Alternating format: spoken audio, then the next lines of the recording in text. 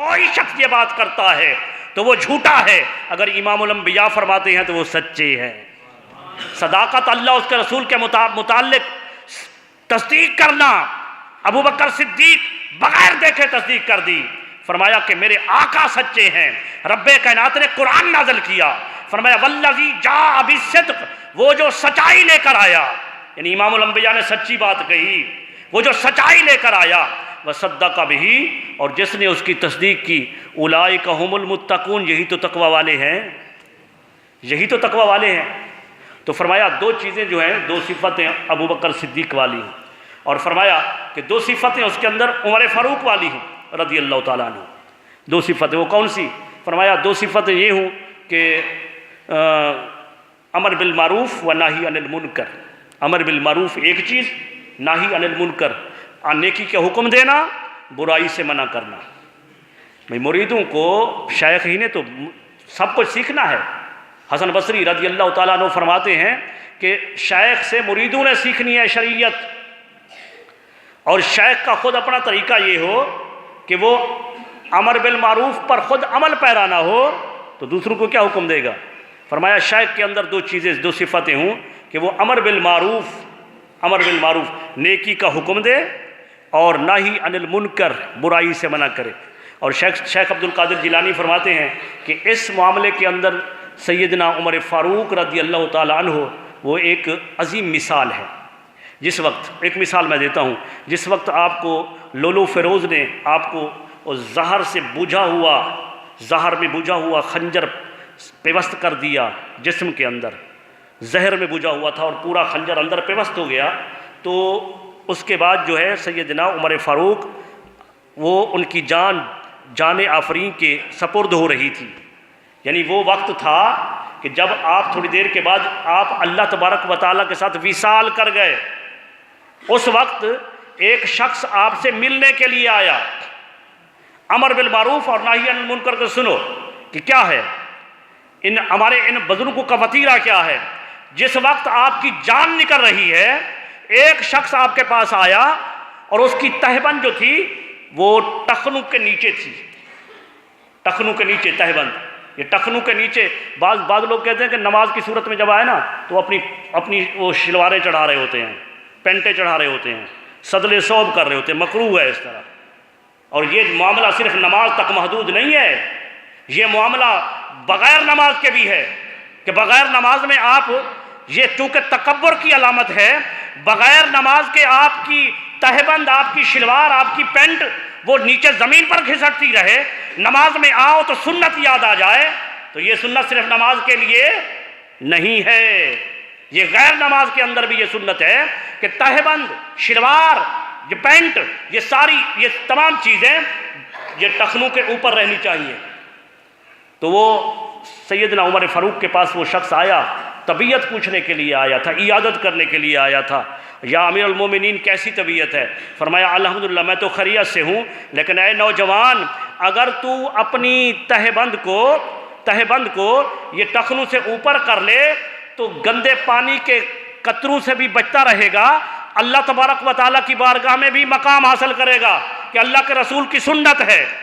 اب حالت سکرات، یعنی وہ وقت ہے کہ جب آپ کو اللہ تبارک و تعالیٰ کی بارگاہ میں اپنی جان کا نذرانہ پیش کر رہے ہیں، لیکن امر بالمعروف نہی عن المنکر کا عالم یہ ہے کہ اس وقت بھی اس بندے کو اس پر عمل پیرا کر رہے ہیں، ان کو حکم دے رہے ہیں۔ تو فرمایا کہ دو چیزیں اس کے اندر جو ہے وہ سیدنا عمر فاروق جیسی ہیں، اور فرمایا کہ دو چیزیں شیخ کے اندر جو ہے وہ سیدنا عثمان غنی والی ہیں، حضرت عثمان غنی رضی اللہ تعالیٰ عنہ۔ فرمایا کہ وہ دو صفتیں کیا ہوں؟ فرمایا کہ ایک صفت ہو رات کا عبادت گزار ہو۔ قرآن مجید نے بھی فرمایا نا والذین یبیتون لربہم سجدا وقیاما، یہ ہمارے اسلاف کا وتیرہ طریقہ رہا ہے، وتیرہ طریقہ کہ وہ راتوں کو قیام اور سجدہ کرتے ہوئے ایسے گزار دیتے تھے، بلکہ حضرت فاطمہ الزہرا وہ کونین کی شہزادی، ان کا واقعہ میں نے پڑھا کہ ایک سجدہ جب قرآن کی لوریاں سنا کر حسن و حسین کو سلا دیتی تھی تو اللہ تبارک و تعالیٰ کی بارگاہ میں سربا سجود ہوتی اور اتنا طویل سجدہ کرتی کہ سردی کی رات ختم ہو جاتی۔ فاطمہ الزہرا کا ایک سجدہ ختم نہ ہوتا۔ صبح کے ٹائم جب مؤذن رسول مینارہ اذان پر کھڑے ہو کر اللہ اکبر کی صدا بلند کرتا تھا تو جلدی سے دوسرا سجدہ کرنے کے بعد اللہ کی بارگاہ میں شکوہ کناہ ہوتی تھی، باری تعالیٰ تو نے کیا چھوٹی چھوٹی راتیں بنا رکھی ہیں، کبھی تو ایک رات ایسی بنا دے کہ فاطمہ دل کھول کر عبادت کر سکے۔ تو ہمارے اسلاف کا یہ طریقہ تھا۔ تو یہ فرمایا شیخ عبد القادر جیلانی کی تعلیمات دے رہا ہوں، ارے جن کی 11ویں کرتے ہو، جن کو ہم پیران پیر کہتے ہیں، جن کا مقام یہ ہے کہ جو غوث العظم کے درجے پر فیض ہے، قطب الاقطاب کے درجے پر فیض ہے، وہ تعلیمات دے رہے ہیں کہ مشائخ میں سے یہ صفت ہونی چاہیے حضرت عثمان غنی کی کہ رات کو عبادت کرنے والا ہو اور دن کو سخاوت کرنے والا ہو، دن کو سخاوت کرنے والا ہو۔ یہ نہیں ہے وہ اللہ تبارک و تعالیٰ کا ولی نہیں ہے کہ صرف ہاتھ یوں ہو، صرف آتا رہے۔ یہ نذرانے کا جو تصور ہے یہ اس طرح نہیں ہے، یہ کیا مولوی کے لیے ہو یا پیر کے لیے ہو کہ صرف لیتے رہو۔ ارے نذرانہ دینا جائز ہے، لیکن نذرانے کا تصور یہ ہے کہ نذرانہ امیروں سے لو، اگر امیر دیں تو نذرانہ قبول کرو۔ یہ کوئی مولوی عالم ہو یا کوئی شیخ پیر ہو، یہ بذات خود ایک ویلفیئر ہوتا ہے۔ نذرانے کا تصور یہ ہے کہ امیر اگر دیں تو قبول کرو، اور وہ نذرانہ جو قبول کرو وہ غریبوں میں تقسیم کرو۔ یہ نذرانے کا تصور ہے۔ نذرانے کا یہ تصور نہیں کہ لیتے رہو، مولوی بھی لیتا رہے، پیر بھی لیتے رہیں اور اپنی کوٹھی بنگلے ماڑیاں بنا لو، اپنے لیے خرچ کرو۔ نہیں، نذرانے کا تصور یہ ہے کہ اگر آپ شیخ ہیں، آپ کے پاس مرید نے آنا ہے، آپ کے پاس آ کر دکھڑا سنانا ہے، کہتا ہے حضور میرے لیے دعا کیجئے، بڑی تنگی ہے۔ جب وہ آپ کے پاس آ کر دکھڑا سنا رہا ہے تو آپ صاحب ثروت ہیں، بڑوں سے نذرانے وصول کیے تو اس کی داد رسی کے لیے اس کو کچھ دے دیجئے۔ جب 2-3 مرتبہ وہ کہہ رہا ہے تو کیا مقصد ہے اس کا؟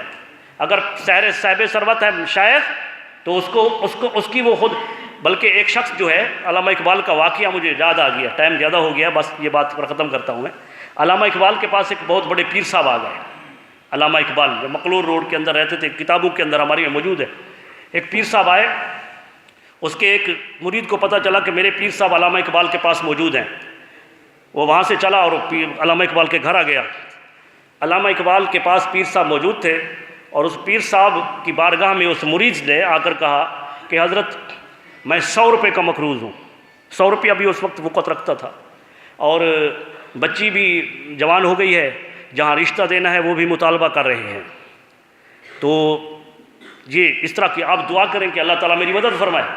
دعا کے لیے کہا تو پیر صاحب نے ہاتھ اٹھا دیے، جیسے ہمارا معمول ہے، دعا کر دی یا اللہ اس کا قرضہ اتار دے، بچی کے لیے آسانیاں پیدا کر دے۔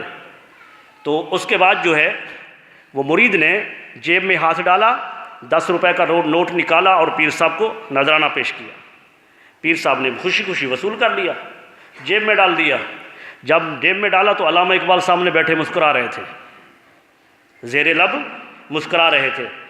مرید صاحب جب چلا گیا تو مرید کے جانے کے بعد پیر صاحب نے کہا علامہ اقبال یہ تو مسکرا کیوں رہے تھے تم؟ انہوں نے کہا حضور آپ کی دعا کی قبولیت پر مسکرا رہا تھا، آپ کی دعا کی مقبولیت پر، آپ کی دعا کی قبولیت پر مسکرا رہا تھا۔ بڑا خوش ہو گیا کہ میری دعا اسی وقت قبول ہو گئی۔ انہوں نے کہا حضور کیسے میری کیسی مقبولیت؟ انہوں نے کہا حضور میں مسکرا اس وجہ سے رہا تھا کہ مرید آیا آپ سے آ کر اس نے شکوہ کیا کہ 100 کا مقروض ہوں، بچی کی بھی شادی کرنی ہے، تو آپ نے دعا کی اور مقبولیت اس طرح ہو گئی کہ اس نے 10 روپے نکالے اور دے دیے۔ جب آیا تھا تو 100 کا مقروض تھا، جب گیا ہے تو 110 کا مقروض ہو گیا ہے۔ تو پھر اس پر شعر بھی لکھے، علامہ اقبال نے اس دیوان کے اندر موجود ہیں شعر پر۔ لیکن عزیزان گرامی قدر، اختصار کے ساتھ جو عرض کرنا چاہتا ہوں کہ شیخ کے اندر جو ہے وہ 2 چیزیں ہوں، رات کا عبادت گزار اور دن کا سخی ہو۔ اور آخری بات جو ہے وہ یہ کہ اس کے اندر جو ہے وہ 2 علامتیں جو ہیں وہ حضرت علی والی ہوں، حضرت علی رضی اللہ تعالیٰ عنہ۔ وہ کیا؟ وہ یہ کہ وہ ایک عالم ہو، دوسرا بہادر ہو، عالم بھی ہو، اللہ بہو سلطان فرماتے ہیں نا کہ بغیر علم کے جو زہد کرے تو وہ دیوانہ مرے کافر ہو، اس طرح کا شعر ہے کوئی. اور اس طرح سے کہ حسن بصری کا بھی قول ہے کہ جو زہد کرتا ہے بغیر علم کے تو اس کے کفر پر مرنے کا اندیشہ ہوتا ہے، کفر پر. تو یہ مشائخ میں سے اس کی ذمہ داری یہ ہوتی ہے کہ وہ عالم بھی ہو، ضروریات علم جو ہے ان کا عالم ہو، جاننے والا ہو. اس کو جب وہ جاننے والا ہوگا تبھی تو مریدوں کو سکھائے گا. اور تیسری بات یہ کہ بہادر ہو. بہادر اس طرح ہو کہ وہ ہر کسی کو نصیحت کر سکے. اگر وہ بہادر نہیں ہے، مثلا اس پر مثال دے دیتا ہوں اور بات کو ختم کر رہا ہوں کہ حضرت شیخ عبد القادر جیلانی کی بارگاہ میں جن کی تعلیمات ہیں نا، اسی کی مثال دے رہا ہوں. جن کی جو تعلیمات ہیں، ان کے پاس عباسیہ خاندان سے ایک بادشاہ آ گیا اور اس نے آ کر 2 اشرفیاں سونے کی پیش کی شیخ عبد القادر جیلانی کو. دو اشرفیاں پیش کی. شیخ عبد القادر جیلانی نے لینے سے انکار کر دیا. یہ ضروری نہیں ہے کہ شیخ جو ہے وہ ہر کسی سے نذرانہ لے. اس کو پتہ ہونا چاہیے کہ یہ مال جو میرے پاس آ رہا ہے یہ کیسے آ رہا ہے، یہ حلال کا بھی ہے یا حرام کا ہے. تو آپ نے فرمایا بادشاہ اس کو لے جاؤ، مجھے آپ کے اس نذرانے کی ضرورت نہیں ہے. انہوں نے کہا نہیں، یہ میں آپ کی بارگاہ میں لایا ہوں، آپ کے لیے قبول کیجیے. فرمایا لوگوں کا خون نچوڑ کر میرے پاس لاتے ہو؟ نہیں یہ پیر صاحب، یہ تو میرے اپنی ذاتی کمائی ہے، حلال کی کمائی ہے. آپ نے اشرفیوں کو لیا، ایک اشرفی کو پکڑ کر یوں تو دیا، ایسے نچوڑا تو اشرفیاں سونے کی تھی، لیکن اس تھیلی کے نیچے سے خون نکلنے لگا. فرمایا اگر رسول اللہ صلی اللہ علیہ وسلم کی قرابت کا لحاظ نہ ہوتا، یہ حضرت عباس کی اولاد میں سے تھے نا، عباسیہ خاندان جو ہے یہ حضرت عباس حضور کے چچا، یہ ان کی اولاد میں سے تھے. فرمایا اگر حضور کی قرابت کا خیال نہ ہوتا تو میں ان کو نچوڑتا جاتا یہاں تک کہ تمہارے محل تک خون پہنچا دیتا. تو کیا فرمایا کہ 2 صفتیں اس کے اندر حضرت علی والی ہوں، ایک عالم ہو اور دوسرا جو ہے وہ بہادر ہو. بہت کچھ کہنے کو تھا لیکن وقت بہت زیادہ ہو گیا ہے. اللہ تبارک و تعالی ہمیں عمل کی توفیق عطا فرمائے.